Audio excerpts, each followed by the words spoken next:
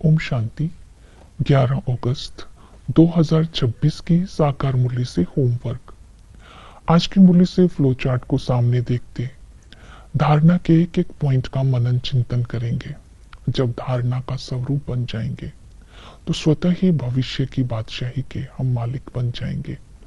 तो आज हम ज्ञान योग के ऊपर अटेंशन देते विशेष देह अभिमान से मुक्त कहां तक बने हैं, इस पर विशेष ध्यान देंगे। तो आज हम लक्ष्य लेते हैं कि स्वर्ग का वर्षा पाने के लिए मुझे श्रेष्ठाचारी बनने का पुरुषार्थ करना है। आज हम स्वमान लेते हैं, मैं सच्चा सेवाधारी हूं। अंतर्मुखी बनकर अपने ऊपर पहले अटेंशन देना है। जो हम सेवा में, सूक्ष्म सेवा में जब कुछ हम करते हैं, जब किसी को कुछ कहते हैं, पहले ये चेकिंग करनी है वो मैं खुद करता हूं। कहना और करना सेम होगा।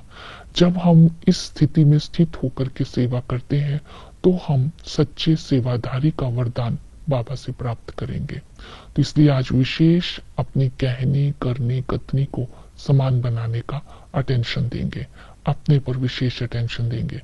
आज हम प्रैक्टिकल में होमवर्क करते हैं कि सेंसिबल अर्थात समझदार आत्मा की विशेषता क्या होती है।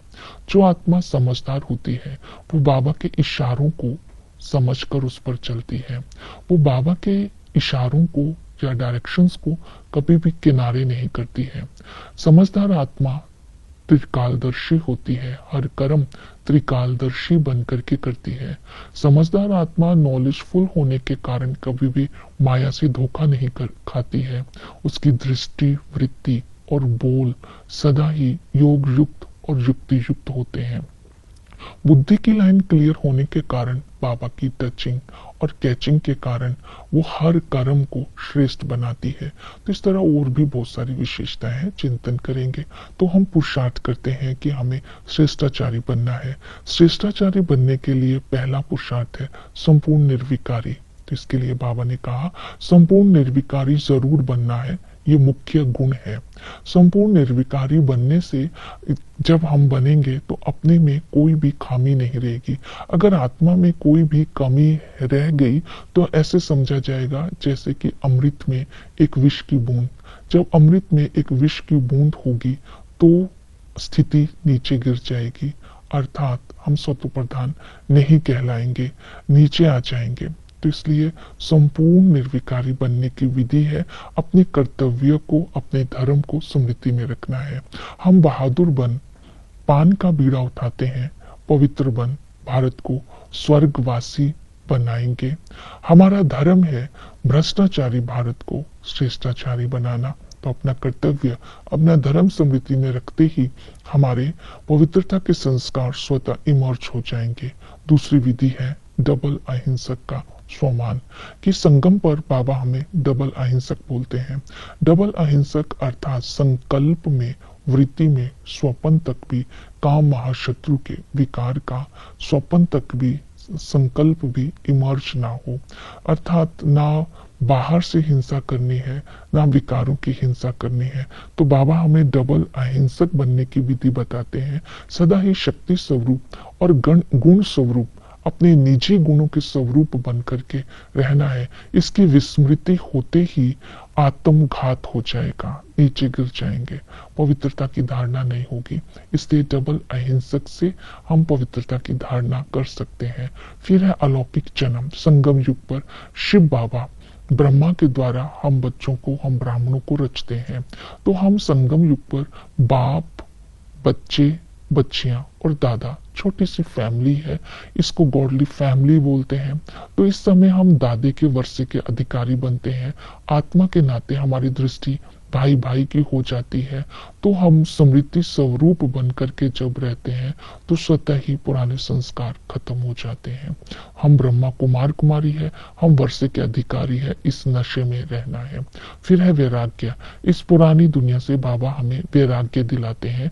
बाबा कहते हैं इस शरीर को भी भूलना है क्योंकि ये भी खत्म होना है, खलास होना है। और खलास होने में देरी नहीं लगेगी। बॉम्ब शादी बनाते हैं, रखने के लिए नहीं बनाते हैं।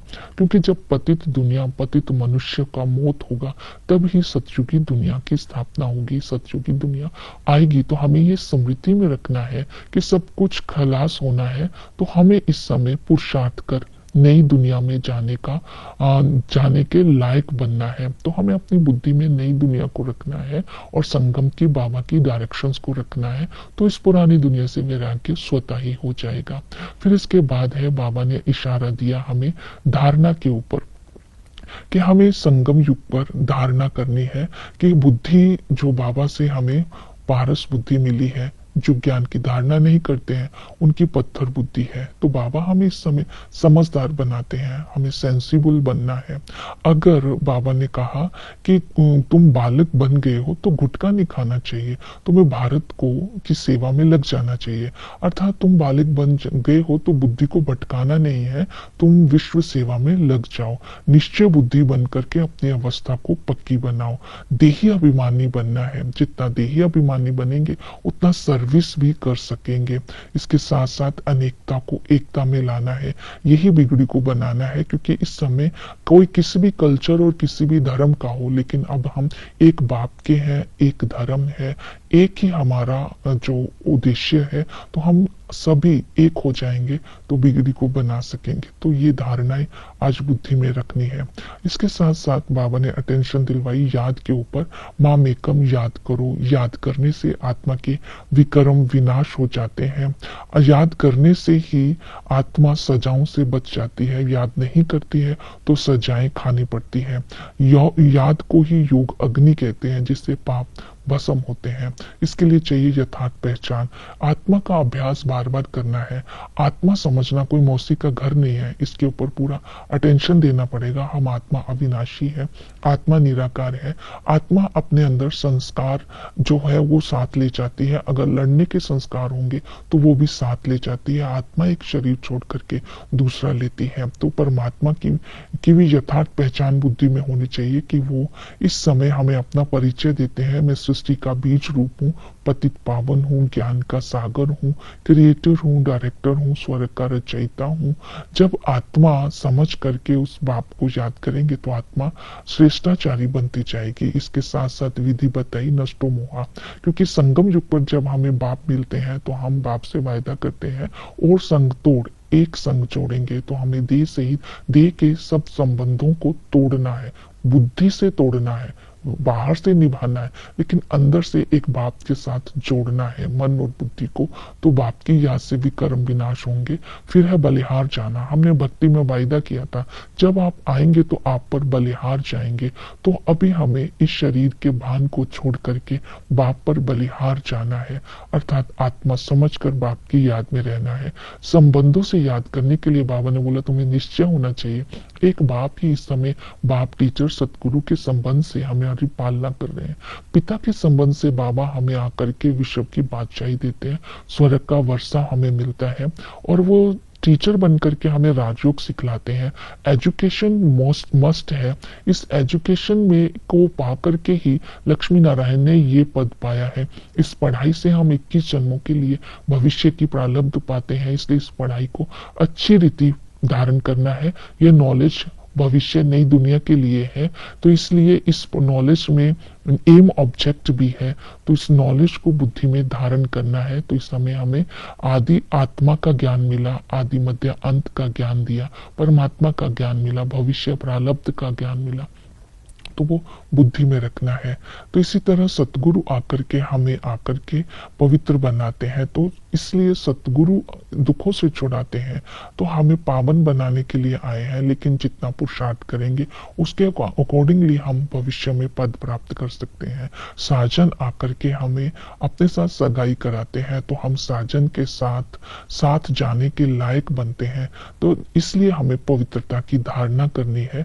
लेकिन वहां भविष्य में जो हमें सुख धाम में जो साजन लेकर के जाते हैं, और वहां जो हमें पद मिलेगा वो हमारे पुरुषार्थ के अकॉर्डिंगली मिलेगा। तो हमें सेवा में भी बिजी रहना है, कुमारियों को पंडितों और विद्वानों को समझाना है, महारथियों को चक्कर लगाते रहना है, और जो महामंडलेश्वर है उनके साथ बात करनी है, प्रदर्शनी लगानी है, पाप का परिचय देना है, शास्त्र कैसे बनते हैं, शांति की स्थापना कैसे होती है, ये सब ज्ञान सेवा करनी है। तो सेवा करते समय एक बात का ध्यान रखना है, ये बादल जो भरे हैं वो तब उसमें योग भी होना चाहिए। अगर केवल ज्ञान है, योग नहीं है, तो जो बादल भरे हैं वो बरसात नहीं करेंगे। अगर वो बरसात करते भी हैं तो किसी का कल्याण नहीं हो सकता है, इसलिए उसको खाली बादल कहेंगे। तो सावधानी रहे कि जो बाबा से हमने आत्मा के अंदर ज्ञान को भरा है, वो ज्ञान भर करके साथ योग युक्त हो करके ज्ञान की वर्षा करके जो कलराठी धरनी है उसको सवज धरनी बनाना है, अर्थात हरी भरी बनाना है। तो बादल भर करके बरसात करनी है, जिसके बादल भरे हुए बरसात करने के बिना रह नहीं सकता है। ध्यान रखना है, योग युक्त भी होना चाहिए। ओम शांति।